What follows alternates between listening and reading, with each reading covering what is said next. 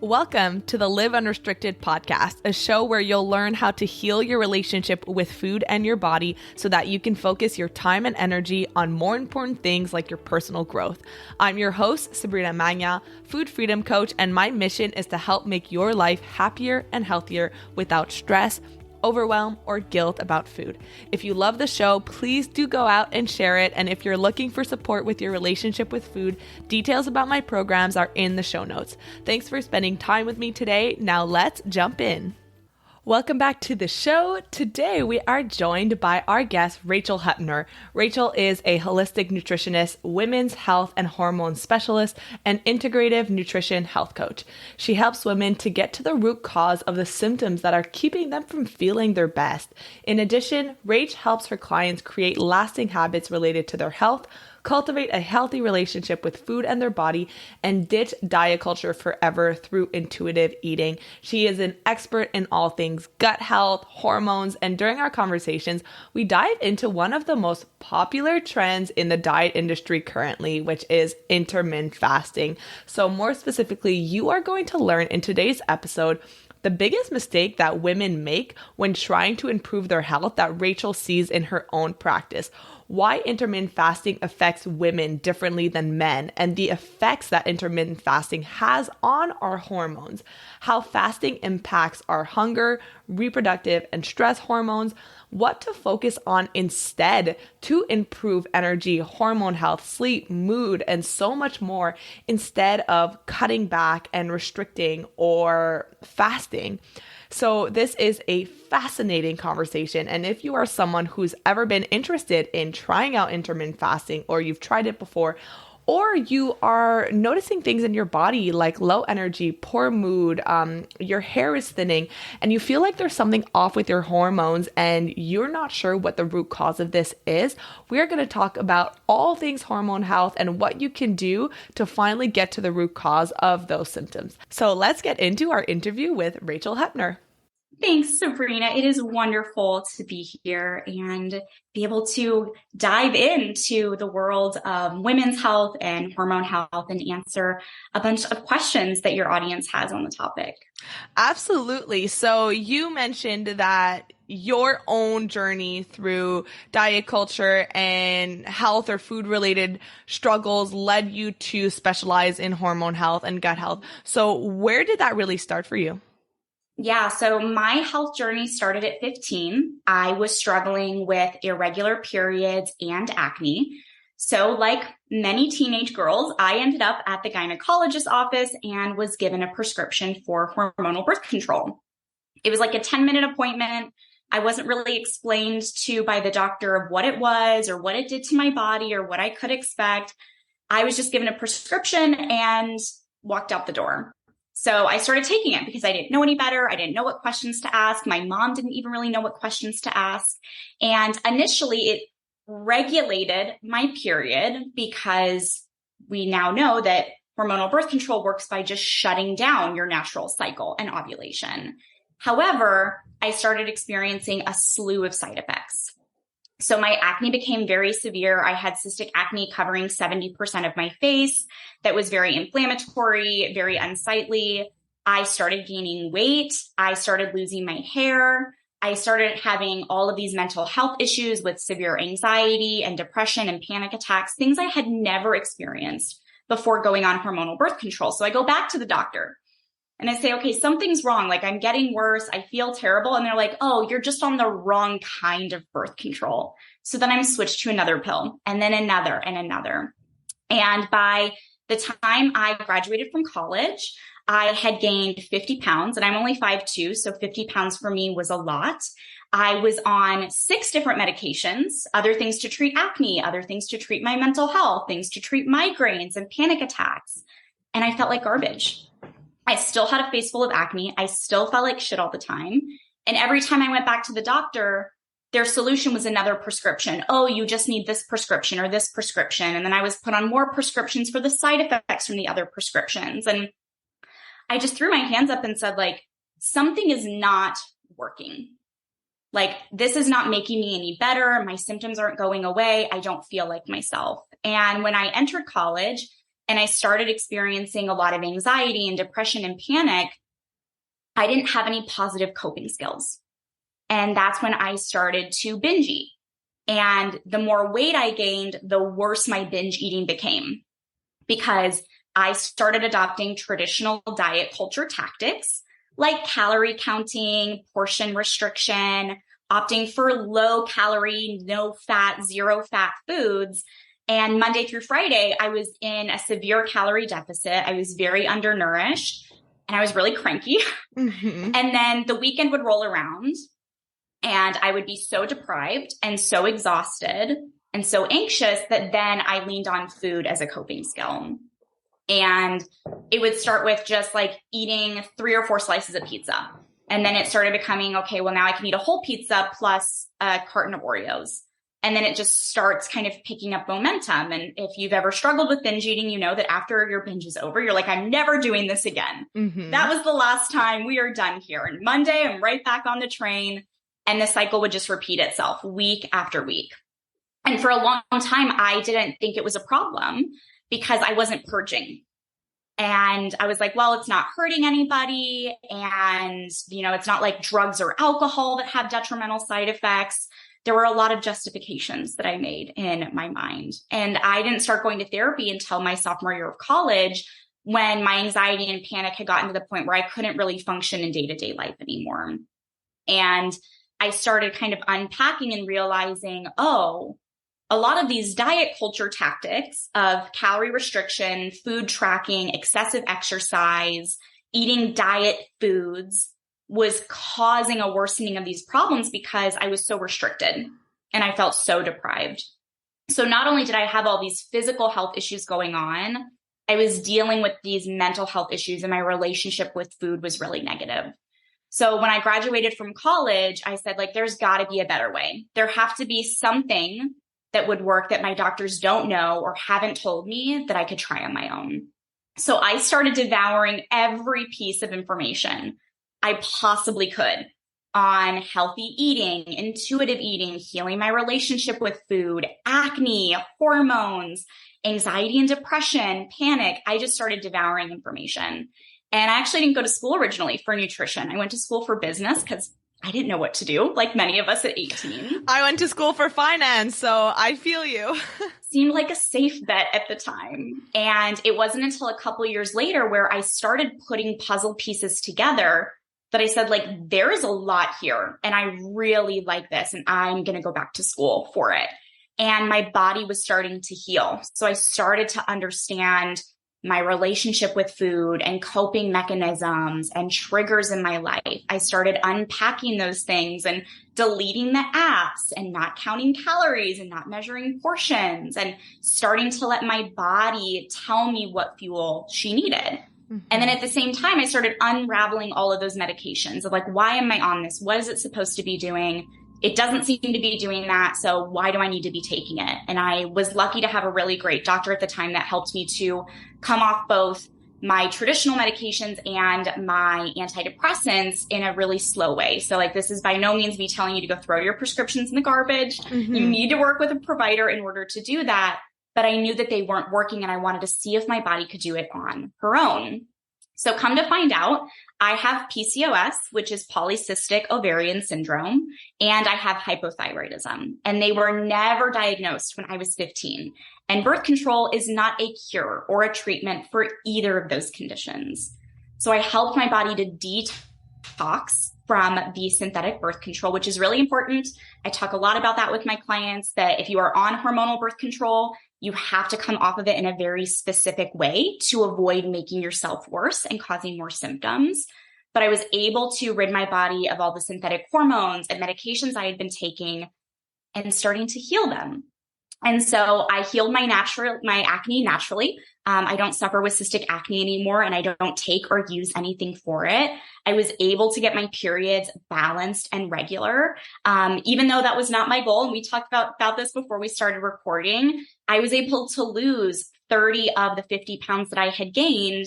And I viewed that as a happy side effect of healing my body and getting to the root cause of the issues.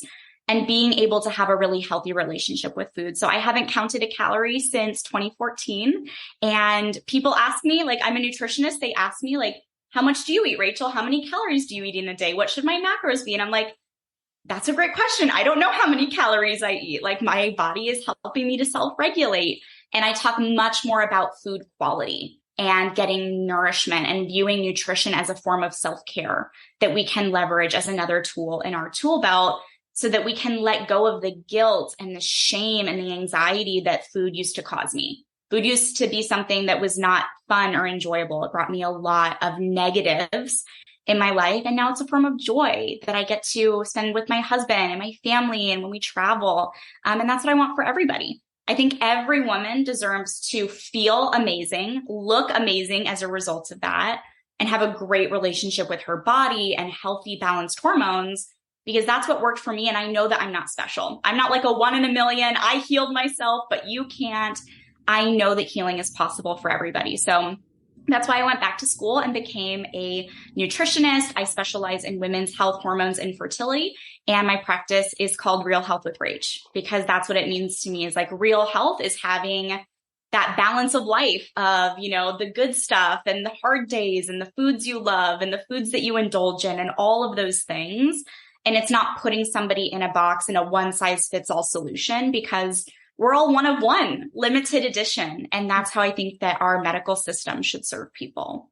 Absolutely. So that's a very long-winded answer to your question. I appreciate it. And it really helps us see the different decisions and the different aha moments that led you to where you are today. I'm very curious. So now that you work, you specialize in hormone health and gut health, what are the biggest mistakes that you see women make when they come to you, and what kind of issues do they come to you for? Is it mostly, maybe they struggle with PMS or PCOS, or, they feel like their metabolism is broken, or acne? Like, what are the most common things that people come to you for?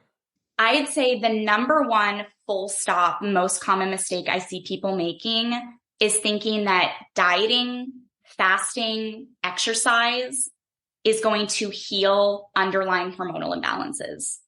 Biologically, that's not how it works. So if you are struggling with estrogen dominance or androgen dominance or progesterone deficiency, and you are dealing with low energy, fatigue, loss of libido, acne like I did, maybe you have hair overgrowth or hair loss on your head, or your clothes aren't fitting the way that they used to, restricting calories or killing yourself at the gym or barely eating doesn't resolve those underlying root causes. And that's what I see women come to me, is they're frustrated and discouraged because they went the traditional diet culture route of just eat less or just eat between these hours or work out 2 hours a day, and the scale's not moving. And they start to realize like something else is going on, and they're usually experiencing other symptoms. Maybe weight is part of it, but I want to go deeper than that. And I'm like, well, how do you feel? Can you get out of bed in the morning with energy? Do you need a cup of coffee at 3 o'clock, or can you make it through the day with sustainable energy? How are your cravings? What kind of foods do you crave when you have cravings? Are you getting sleep at night? How long? What's the quality? Are you having sex with your partner? Do you have a libido? How's your hair? How is your skin? Like, I go so much deeper because I think diet culture puts this emphasis on your worth is defined by the number on the scale. That's your end goal. That's your finish line. And what if the finish line was, I feel like the best version of me. I'm happy. I'm healthy. I love my body. Guess what? I don't wear the same size clothes that I wore at 15. Okay. I'm never going to be back into that size of clothing. And in order to get there, I would have to do a lot of things that would make me really unhappy. Yeah, that's something I always tell myself too, because we all have those bad body image days, no matter what size you're in. And and I used to struggle with disordered eating as well. And there's always going to be those thoughts that kind of come in, and I always just catch myself and think, what would it take for me to get to that body? What would it take? And the sacrifice and the cost that it has on our lives, on our mental health, on our physical health. it is never worth it. And we always have to ask ourselves the question, when we think back on all those diets that we think quote unquote worked, what did it take for you to get there? And are you really willing to let that be your life for the rest of your life? Because that's what it takes. Because diets don't actually help you the mindset you need to have around food, around your body, and the thoughts you have to have about yourself in order to maintain those kind of healthy behaviors. Exactly. And I've worked with, I call them recovering fitness competitors. Okay. I have worked with some women that have previously competed in physique or bikini competitions. And you see them on stage and they look incredible. They've got super toned muscles, very low body fat, like great definition. And you're like, oh my God, if I could just look like her, I would be blank, whatever that is for you. Happy, married, promoted, whatever that definition is that you're putting around it. And they come to me because they don't have a period and their hair's falling out and they don't want to have sex or they can't because they're struggling with vaginal dryness and they're having all of these issues afterwards as a result. And most of them end up gaining a lot of weight afterwards because of the severe metabolic damage. So what they did to get there was not healthy in most cases. I've seen women eating 900 calories a day while doing 2 hours of cardio, which is terrible for your body. Mm-hmm. And then post-competition, immediately put on 20, 30, 50 pounds. And then they're struggling with all of these digestive issues, hormone issues, mental health issues that you don't see on the outside. On the outside, you just see someone with a spray tan and a tiny bikini wearing high heels with a big smile on her face. And you don't get to see what's going on below the surface as a result of all of that. Absolutely. And so before, when you were saying that the biggest mistake that people make when they're struggling with all of these hormone issues, that they don't feel good in their bodies, is they think, okay, well, maybe I have to control my eating more. I need to eat less. I need to fast. Maybe they hear studies and they think, okay, well, there's studies that show that, I know that you probably know how even intermittent fasting has drastically different effects on the women's body, the men's body.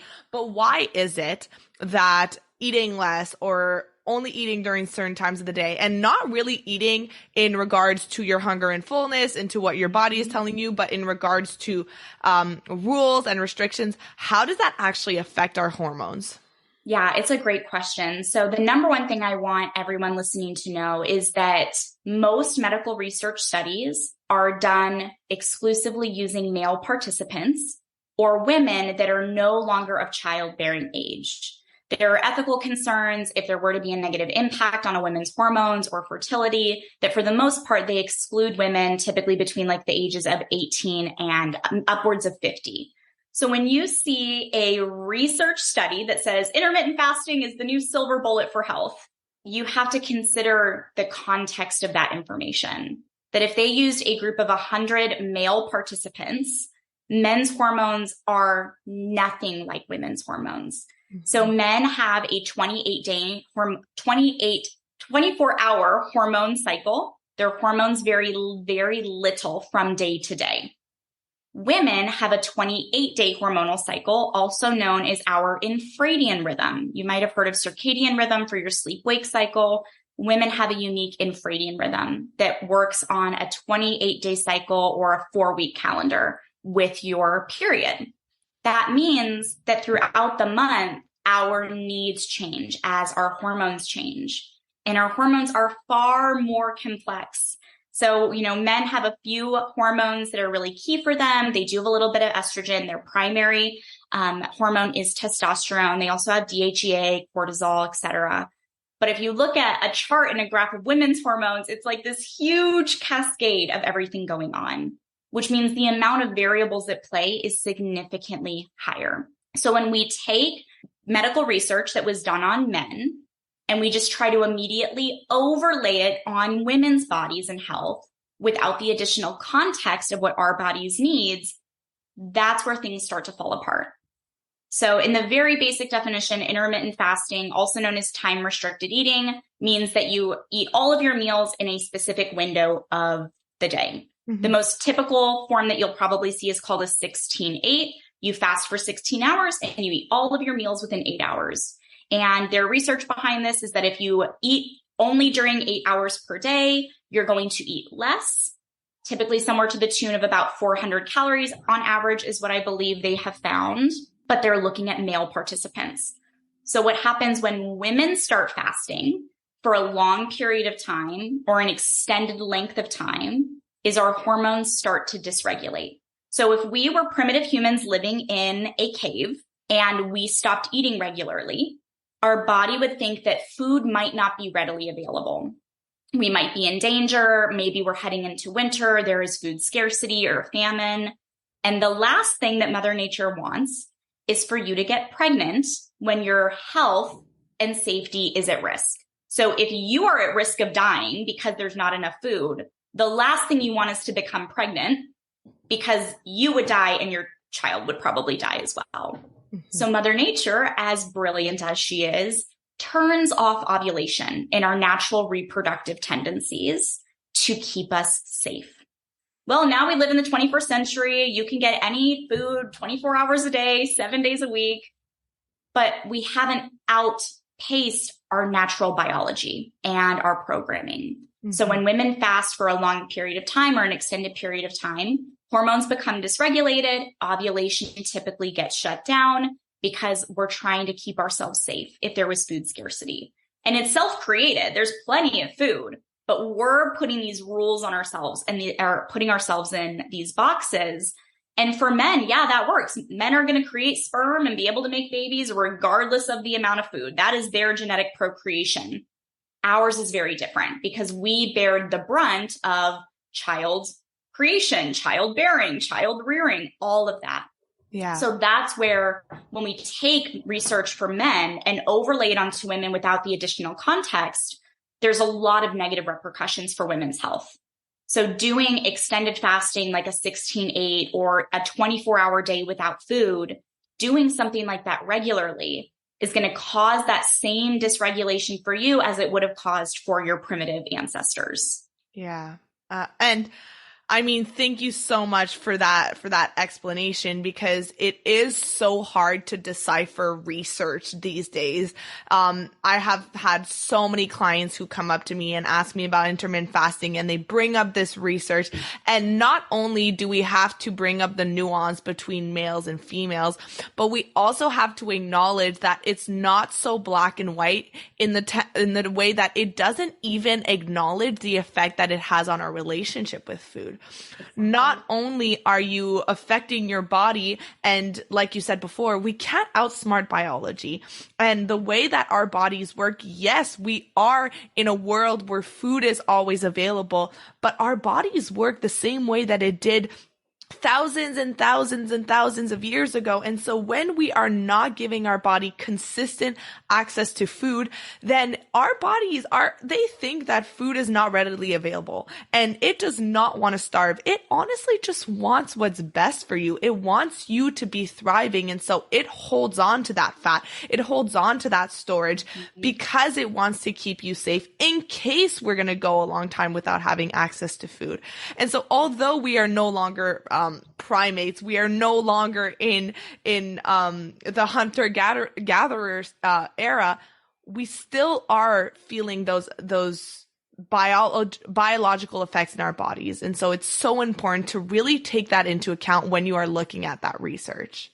Absolutely. And to your point on how it makes you feel, if you've ever gone a long time without eating, not only is it dysregulating your sex hormones, it starts dysregulating your hunger hormones. Yeah. So when we go a long time without eating, we end up seeing a decline in blood sugar.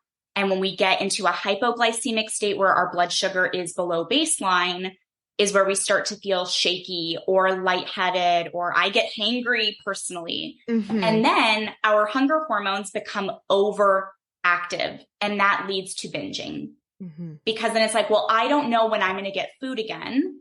So I am going to eat all the food I possibly can when I get my next meal. And that's happened to me.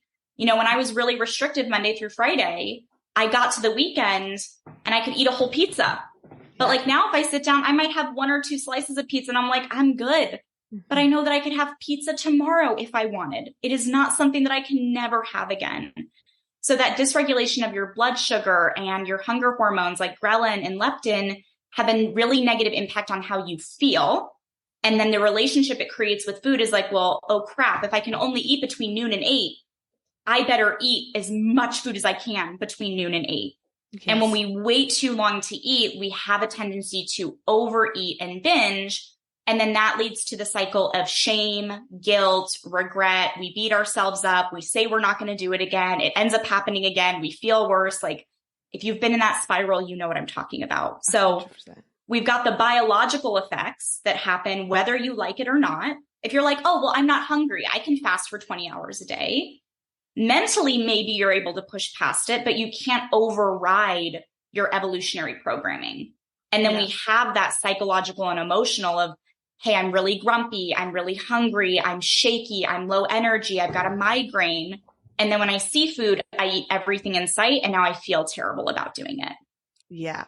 And to even add to that, if you are someone who already struggles with obsessive thoughts about food and your body, if you are someone who feels like you can't fully engage or fully be present in life because you're constantly thinking about what your next meal is going to be or what you last ate, then intermittent fasting is one of the last things that you want to be doing. Because if we look at the hierarchy of needs, like Maslow's hierarchy of needs, what is at the very bottom, the very basis of anything is food. And so when that is not fulfilled, when you are, and you might not feel physically hungry, but your body knows what it needs. And so when you are not satisfying that initial need for food, it doesn't matter how much you want to take care of self-actualization or connection or any other needs that you make your life more meaningful. Be there for your family, be a good mom, be a good mother, be a good sister, wife. You can't focus on your needs, your hobbies, when that initial need for food is being compromised. Yeah, exactly. And yes, like there is some positive research around fasting. I don't want to discredit it altogether, that we know that when we're in our fasted state, our body goes through a process called autophagy, where we break down damaged cells. That can be helpful for people that are cancer patients or are dealing with some kind of disease, that we can use our body to be a tool to help metabolize cells that are damaged or oxidated. We also know that when we're in a fasted state, there is a migrating motor complex in our gut that gets a chance to clean, kind of like the street sweeper of your intestines that only gets activated when you're in a fasted state. But we can accomplish those parts of the puzzle without extended fasting. So what I recommend to my clients in my practice, as long as they don't have a history of disordered eating, I do work with some therapists that have clients that need to see a nutritionist after recovering from eating disorders. And if you have struggled with any disordered eating, I do not recommend any fasting, to your exact point, Sabrina, around food obsession and getting that thought pattern broken. But for my clients that don't struggle with that, they can benefit from a much smaller window. So we know that if you try to go to sleep with a full stomach, it impacts your sleep quality. So we can get better sleep if we don't eat in the 2 to 3 hours before bed. Let your body do digestion before you lay down to sleep, especially if you struggle with acid reflux or heartburn. Let's try to get the food out of your stomach before you lay down. Digestion is the most energy intensive process your body does all day. So if you can give it a chance to do that before you go to sleep, it can focus on memory conversion and cellular cleanup. And then if you wake up and you're not hungry right away, I would never tell you to force yourself to eat. But maybe you wake up slowly, you spend the first hour or two of your day maybe drinking some tea or just getting hydrated with water, and then listen to your hunger cues. And if you say, oh, okay, well, I woke up at 7 and it's 8:30 and now I'm hungry and ready for a meal, great. Versus following a structure that says you need to eat at 6 a.m. and 9 a.m. and noon and 3 and 6. That's where it's like starting to eat where you're not hungry. Your body's like, wait, I'm not telling you that you're hungry. You're starting to eat. What's going on? That can lead to dysregulation on the other end. Confusion. Yeah. Yep. I mean, I've even seen people that are bodybuilders like wake themselves up at 2 a.m. to chug a protein shake. Wow. And I'm like, your body doesn't even know what to do with that, because digestion slows significantly when we sleep for a reason. And we're prioritizing other processes. So if you're dealing with chronic brain fog, if you're like, oh my God, I can't remember anything. Okay, well, let's look at your sleep. Are you converting memory? Are your neurons firing on all cylinders? And if not, what are the things that we need to change? So personally, I probably fast inadvertently for maybe 10 to 12 hours every night because I stop eating 2 to 3 hours before bed. I wake up, I have some tea in the morning, and then maybe I'll have breakfast an hour or two after I wake up. I just follow my hunger cues. And I know that if I eat too late to bedtime, I won't sleep well. So if that works for you, try it. See what your body tells you and what your body likes. But I think that putting yourself in a one size fits all box because you saw it on social media or you read it on the internet somewhere, that doesn't mean that it's going to work for you and your body. Yeah, and I'm the same. I sometimes I make jokes like, yeah, I guess I fast accidentally because I will normally stop eating around 8 and have my breakfast around 8. That's just because the way that feels good for me. But it's also important that we can't have so much rigidity of thinking, okay, well, most of the time I'll eat around 8, but if I'm hungry and it's 9 o'clock, then I should go to bed feeling extremely starving. For example, last night it was 9:30 and I knew I had hunger that was real. And I knew if I go to bed with this empty stomach, I'm going to have a hard time falling asleep and I'm not going to have the greatest sleep. And I'm going to wake up and I'm going to be starving right away and I'm not going to be able to do my workout. And so that's the point of intuitive eating, is knowing the way your own body responds to things and knowing what you need in order to have a good sleep, in order to have a good workout. That's going to be individual to everyone. The same way that no one has the same fingerprint, you're going to have a different metabolism, a different needs, different preferences of what your body needs in order to feel its best. Exactly. And that's so important to me in my practice, is that there's no cookie cutter one size fits all solution for all women. I have women with estrogen dominance that are on a completely different nutrition plan than women struggling with androgen dominance, because there are different foods that are beneficial for different types of hormone imbalance. I have pregnant clients that have very different nutritional needs than my postpartum or my clients that have never been pregnant before. So it's understanding and meeting yourself where you're at right now. Like, sure, like we can always set a finish line that we want to reach of like, okay, I want to do a heavier bench press in the gym, or I want to run a marathon next year. Like, I think having goals is great. Yeah. But make sure that you're not taking on somebody else's idea of success for yourself. And then it sets you up to fail. And that's what I did. Like, I can look back now and realize, oh, following this like dogmatic diet culture rhetoric set me up to fail without even realizing it. Because I read that based on my height and my weight and my ideal weight, I should eat 100, this many calories per meal, this many meals per day. These are my macros, this many minutes of exercise.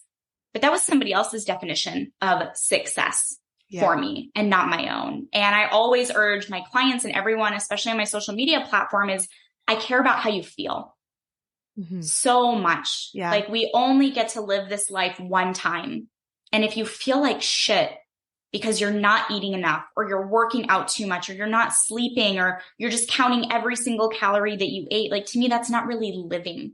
And I remember when I was struggling with orthorexia, I was following all of these diets like paleo and vegan, all these things that it felt counterintuitive to me. It didn't really make sense to me. I was like, why am I cutting these foods out? But I was doing it because that's what other people were telling me. But it didn't feel right to me. And so if you're doing all these different things and it doesn't feel right for you, there's a reason for that. And ironically, follow your gut here. Follow your gut and follow your intuition and work with your body. So as we're wrapping this up, and we talked about like the one biggest mistake that people make, which is they focus so much on cutting back or only specific times of the day. So if someone is struggling, if we've got a lot of chronic dieters who are listening who may have felt like, okay, maybe if I eat less or I'm more regulated, or I eat during certain times, then I'm going to heal my hormones, but that's just not the case. What can these people focus on, simple action items that they can start with in order to start like you said, working with their bodies so that they start feeling better, maybe having better sleep, better energy, stop losing their hair like I was doing. So where can they start? Yeah, I think the number one most important place to start is identifying what's going on. So if you're having all of these symptoms and you don't know where they're coming from or what's causing them, it's like walking around in a dark room trying to find a light switch. And I went through years of painful trial and error before I knew what was going on. And going back, that's what I wish I would have done sooner, was figure out what exactly is the problem. Because the way that you would help resolve estrogen dominance, for example, is very different than androgen dominance. Okay. And so when you start reading and you go online and there's all these things that are like, well, try this supplement or eat this food or don't eat that food. That's still like broad recommendations and guidelines versus knowing what's going on with your body. So with all of my new clients, the first thing I do is functional lab testing because I don't guess. Because guessing is a shot in the dark that could make you feel better or make you feel worse. And I do food sensitivity testing first. So to your point about like eliminating food groups, do you actually need to? Like I don't do dairy. Dairy doesn't sit well with me. I have clients that thrive on dairy products. But we've tested to find out if their body likes it or not. And we do comprehensive hormone testing. What is going on under the hood of your body that is making you feel better or making you feel worse? And then fixing those issues. And I wish that that was how our entire medical system worked, was let's figure out the root cause. Where is this coming from? And what's the best way to address it?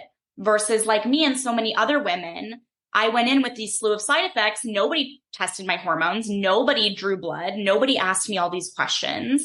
They just said, well, here's a prescription. Have a nice day. And I think that's what diet culture does. Oh, you're struggling with your weight? Here's a diet. Have a nice day. It's the same cycle that women get stuck in. And so that's what I would say. It's the Band-Aid solution. It's the Band-Aids. So like rip the Band-Aid off, look at the wound, get an assessment of what's going on. Like, do you need stitches? Do you need, is your arm broken? Do you need a cast? Like, that's what we need to do. And I think as women, especially, we have to be the ones to advocate for ourselves. And women, especially women of color and women in marginalized populations, are more easily written off by doctors and have their symptoms overlooked or discredited. And so we have to be the ones to stand up to say, no, like something is out of whack. This is the way that I'm feeling, and this is what I need you to do about it. And find practitioners that will listen. Like I started my practice because people weren't listening to me, and I wanted to be that person for other women. So find out what's going on in your body and start there. Don't start with, oh, my goal is to lose 10 pounds. And if I just eat less, I'll do it.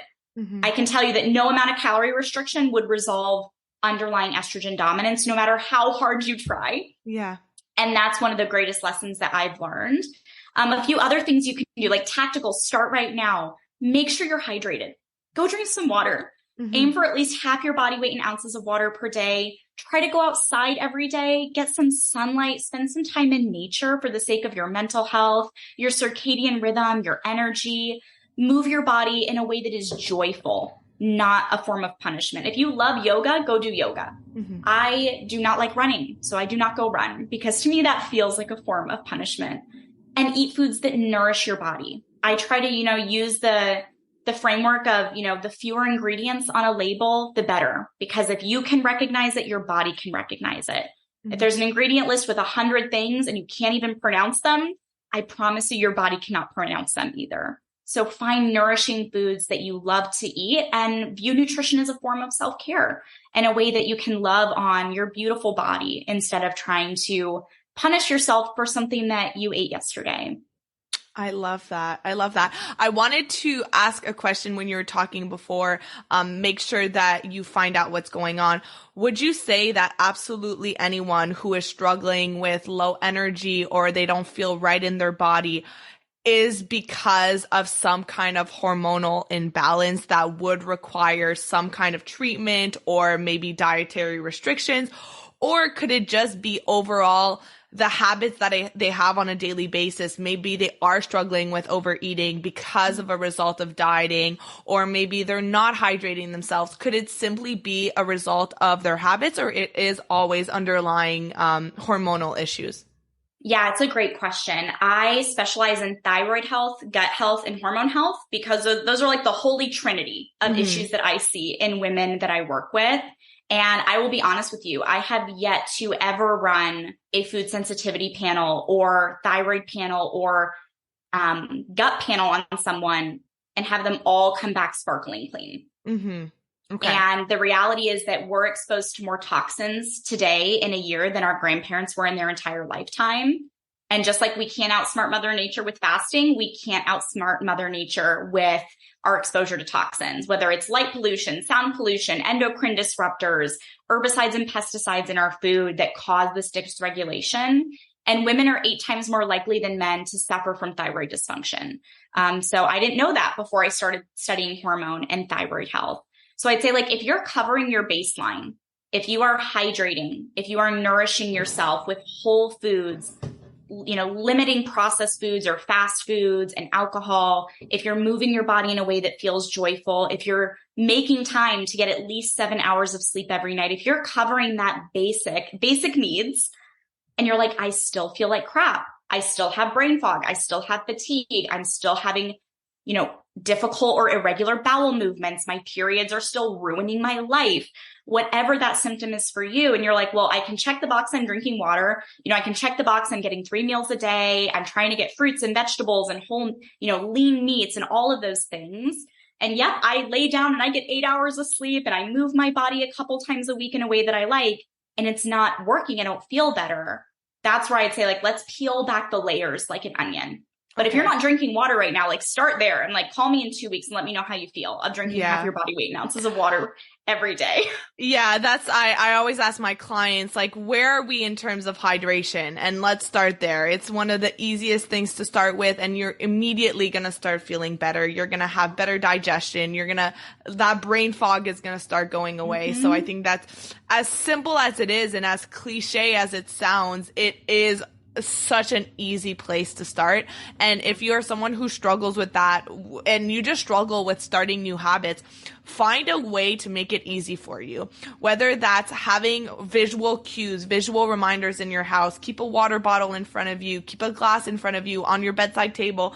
We talk about habit stacking in our program, how to stack a habit with a habit that you already do, how to have visual reminders. If you need to have a reminder on your phone every hour, reminding you to grab a cup of water, do whatever it takes. And at the beginning, it might feel difficult to form a new habit, but like your brain is always learning new things, it's neuroplastic, it can learn a new habit, and eventually it will become natural. So you have to start somewhere. You do have to have those cues to remind you, but that is a great place to start. Thank you so much for sharing all your wisdom, Rachel. I have one last question that I want to ask you. If you could go back to your old self, knowing everything that you know now, what is the one thing that you would say to that past version of yourself?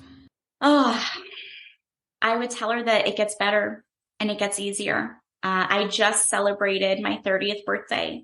And happy birthday. Thank you. And reflecting on where I was at 20, it was a really low point in my life. I was struggling significantly physically and mentally, and I was very unhappy. And when you're in that low point, it feels like it's never going to get better and it's never going to get easier. And I would just go back and love on her and say, like, there is a light at the end of this tunnel. I promise you, like, the day is going to come where your relationship with food is easy and stress-free, and you love your body, and you have a career that you love, and you get to serve people in this way.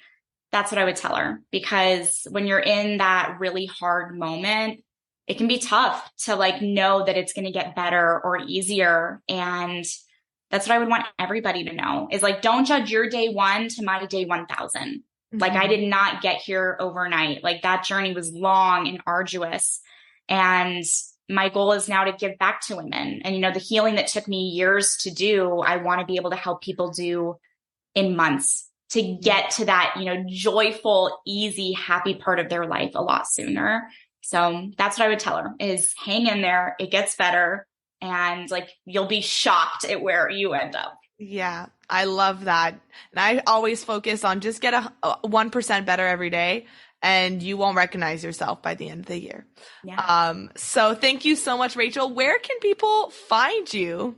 Yeah, you can connect with me at Real Health with Rach on all social media platforms. My website is realhealthwithrach.com.